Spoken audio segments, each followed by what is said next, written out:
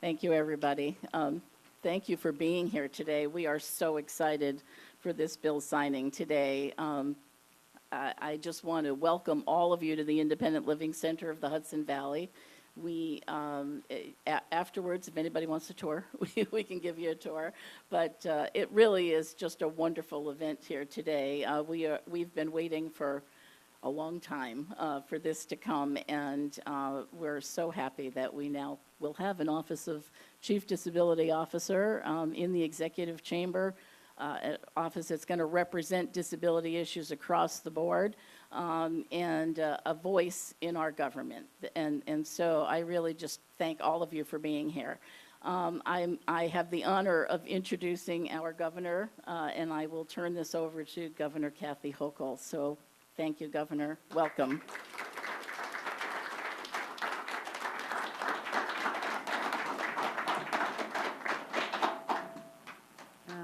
Hello, I think there's some remarks coming up this way. There they are. Okay, thank you. I didn't see them down there. I was too distracted by everything that's going on in this wonderful room today, and this is an historic day. It truly, truly is, and I would call this also a day that is long overdue. And to all the advocates who never gave up the fight, to recognize that the disability community, and it is vast, it is influential, and it has a voice that needs to be heard, that finally we have an office. Yes, you can clap for that, because I believe that. And I was talking about someone who is no stranger and is so, I'm getting more compliments from selecting Kim Hill than anything I've done as governor, so I'm feeling good about that. But first of all, to Denise McRowan, I want to thank you for being such an incredible champion for people who just sometimes just need a little bit of hope, and people who believe in them and believe in their possibilities. And that's what this is all about, is in your role as Executive Director of the Independent Living Center of the Hudson Valley. And I also want to thank the champions that we have in elective office, and you have many, many friends and allies. And that would be Senator James Skoufis, who you'll be hearing from, the sponsor of this bill. Phil Steck is the Assembly member, who's also the Assembly sponsor, not able to be here. Something came up that he just could not get out of, but he sends his appreciation to everyone involved in this long journey, as well as John Mannion, the chair in the Senate of the Committee on Disabilities. John Mannion. And Tom Avenatti, chair of the Committee on People with Disabilities in the Assembly. So thank you very much. I think he's on his way. And John McDonald, our local Assembly member, and of course our Mayor of Troy, Pat Madden. And I just saw, as I was coming up here, the whistling kettle. We've had a cup of tea there a few times, and so you don't know this, but when I'm not sitting in Albany, I'm probably slipping around Troy. I love the restaurants, don't mind the burgers at Slide and Dirty, and walking the streets. It's a wonderful, vibrant community, and I just love coming here. And having this center in this place is an important statement that this is an integration with the downtown community that is really coming back. And so the symbolism of that is truly powerful. We think about the fact that New York State has not had this position in a permanent way, and that is an oversight and a decision that is now being corrected, but it's just been inexcusable when you think about that. I mean, why not? And I also hold ourselves to very high standards here in the state of New York. Whenever I think about a single policy, my first question is anybody else doing this? What's going on in other states? I mean, how do we measure up in terms of our metrics and how we're serving our people? Because we are the Empire State, and every area we touch has to be a model for the rest of the nation. We should always be the best. And this is an area that I have examined closely. And when you think about the fact that our employment levels, for example, are not what they should be, look at the fact that 35% of people with disabilities, 18 to 64 living in New York State, are employed, 35% employed. That puts us at 38th out of 50 in the nation. That's not a category of statistic that I'm real proud of. So I know we can do better there. We also have to talk about the fact that 30% of individuals live in poverty, another area that needs an intense focus. that should not be a statistic that exists after several more years of focus on this. I want to make sure that we are among the best in serving these communities as well. And people living with physical, developmental, psychiatric, sensory, mobility disabilities, they have had to endure a lot. And housing issues, I mean, the complication behind getting something as simple as a home that meets your needs. And I'm investing, with the support of the legislature, hopefully in a few more weeks, we'll get this through the legislature, a $25 billion affordable housing plan. Within that, tens of thousands of units for supportive housing. We need to make sure that we are meeting people where they are. They need to have not just a roof over their head, but a roof over their head and services sometimes that also allow them to excel in that environment. That is what I'm pushing for as well. I also, having spent time in Congress as a member of the Armed Services Committee, and on that journey, it took me to places like Afghanistan, but really had me be embedded with the individuals once they returned from that service. And so many individuals went there, young people full of life who, because of a deployment or multiple deployments, they returned either with physical or psychological disabilities that we as a nation are responsible for helping them heal from. That is our obligation as fellow Americans. And we need to make sure that we're providing housing for veterans and more supportive services, as well as employment for our veterans with disabilities as well. They have unique needs. They've been through a unique experience, and we need to recognize that. Again, meeting people where they are with their life's experiences. And so how do we do that? Well, we get a superstar. We find someone whose passion and reputation is stellar, nationally known, and when I say I'm putting people in place, I want them to be national leaders. I want the rest of the country, when they have a conference on how we deal with the disability community overall and how we meet people and meet their needs, I want them to say that, let's look to New York, because New York is making a difference, and very quickly. Those of you who are getting to know me, I'm the most impatient person you're ever going to meet. I'm like, this should have been done yesterday. And I have a person at my side who's going to do that, and that is Kim Hill. Kim is going to be our state's very first Chief Disability Officer, our Chief Disability Officer. You know her because she served for the New York State Assembly, our Standing Committee on People with Disabilities. She served as the director of the Assembly Task Force as well. And she just has that demeanor and those relationships that are already existing that are going to truly benefit us as we speak. There's other areas we can do as well, as I've now set the bar very high for you, Kim, very high. I have no doubt that we'll meet this. But also we've made other investments in high need areas, $240 million increase in investing in schools for children with disabilities. Also, I want New York State to be a model employer. I've looked at other states. I've talked to governors. I've talked to lieutenant governors in the 7 years I was lieutenant governor. And I know that there's others who are breaking territory that we've not yet accomplished. Let's see what's out there. Let's be the model that other states look to, and I believe we can get there.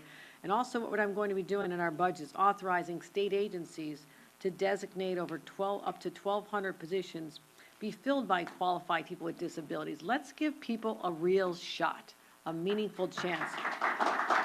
And that'll include up to 500 positions for people who are qualified wartime veterans with disabilities. You're also going to be coordinating our response to the implementation of American with Disabilities. You'll also be chairing the most integrated setting coordinating council. I'm going to fill up your days and make sure that we're not only compliant with Olmstead, but also, as I said, becomes a model.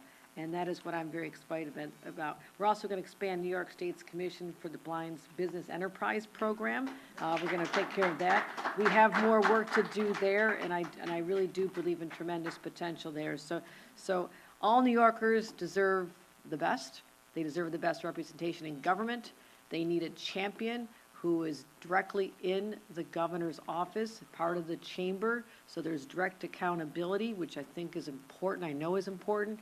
And because the buck ultimately stops with me, but I will be judged by not just what I do, but how all of us can respond to the needs of this community, which, as I said, have been overlooked for far, far too long. And Kim, you are the person I have trust in, high confidence, and we're going to be working very closely together. And so bring me ideas, bring me the innovations, bring me the ideas that come out of this community, but also what's happening in other states and indeed around the world. We need to be the best. Whatever we need to do, we have to be the best because we are the Empire State. Our motto is Excelsior, and that is what I'm looking to aspire to. So ladies and gentlemen, let me present to you Kim Hill, our very first Chief Disability Officer.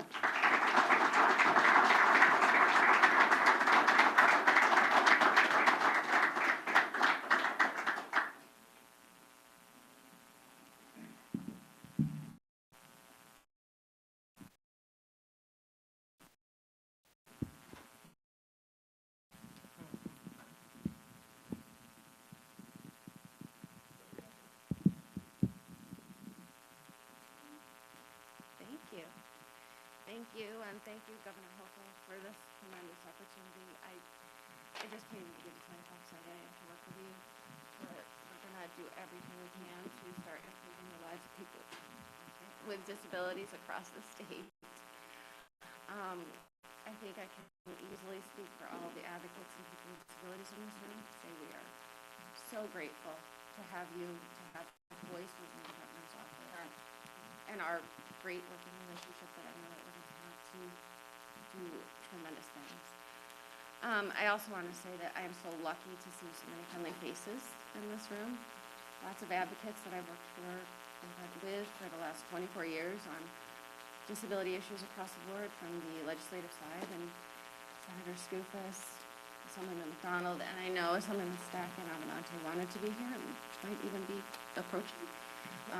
But we have a lot of champions in the legislature, so we're going to work so well together and continue our good work. Today's a day that we need to celebrate the signing of this bill. We've worked lots of years to get to this place. Then we get to go to work, and we've got a lot of issues. We've got home care, they're paid for home care, housing, education, employment, more ADA access, and improving access to all types of programs and services for all the state agencies that we're going to be working with. So I'm really, really excited.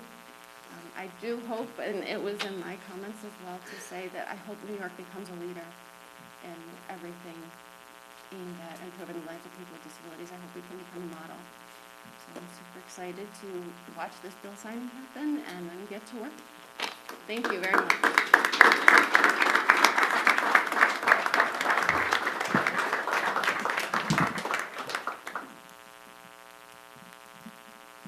Thank you, Kim. And at this time, we'd like to hear from Senator Skoufis, and thank you for being such an incredible champion on this issue for us. Thank you.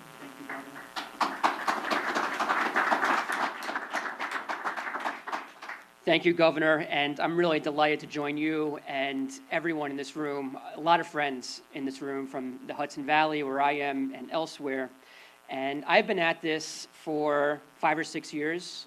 I remember meeting with Doug Hovey in a coffee shop when I took on the task force for people with disabilities in the Assembly and learning about this issue. Many of you have been at this for longer than 5 or 6 years. It turns out all we needed was a new governor who cared about people with disabilities. And let me say that Governor Hochul, in about 6 short months, has done more for the disability community than the prior 11 years that we saw. And so I thank you, Governor Hochul, for your leadership on this and so many other issues.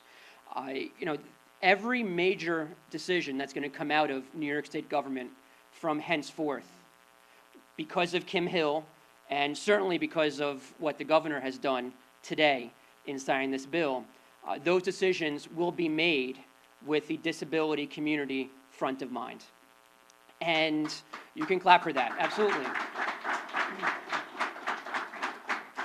And I can't say enough about Kim Hill. She is not an exceptional candidate for this job to be the first Chief Disability Officer. She is the perfect candidate for this job to be the first Chief Disability Officer. And I may be speaking out of school. I know somewhere in this room, Ji-Hoon Kim is standing around. And I know he, at the staff level within the governor's office, worked very hard on this. I want to thank him for his efforts. He made probably the best decision that he could have made in joining this administration after being out of the chamber and out of chamber government for some time. The only bad decision he's ever made was leaving my district as a constituent a number of years ago. But I'm so thrilled he's in the administration to help make this happen. So thank you, Ji-hoon, wherever you're standing out there in the back. And certainly my partners in government, Senator Mannion, the assembly members who are here, my friends. This is many years in the making. I am humbled to have been a very small part of getting this bill to where it is. And truly, truly, deeply, thank you, Governor Hochul, for making this a reality. This will positively impact. We talk about in government, we want to impact the lives of our constituents. We want to make a difference in the lives of our constituents.